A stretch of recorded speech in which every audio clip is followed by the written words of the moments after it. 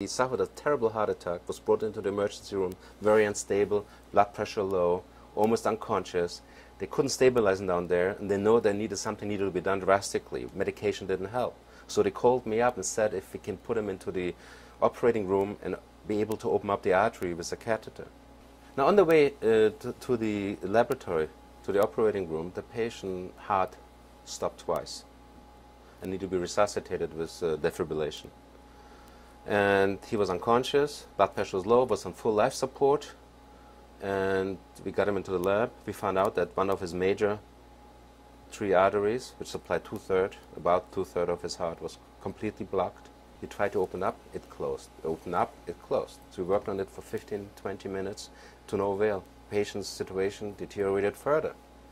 At one point we exhausted every single possibility we had. There was nothing else to do anymore. And we're looking around, and we realized that the game was over, that the patient was going to die if we didn't do something drastic. At that time I remembered, and at that time I have to say I was still a skeptic. I didn't really completely buy into it. But I remembered Zohar, I remembered the power of healing, and I remembered those meditations. And with all my heart, I used these meditations, that technology, to bring the light force, that healing light force, what the Zohar talks about, to the patient.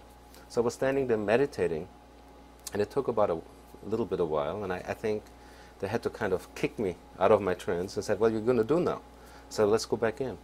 As soon as we went back into the artery, without even doing much, it just opened up in a way that the blood flow was totally restored. The patient woke up. The nurse next to me screamed out loud, resurrection of the dead.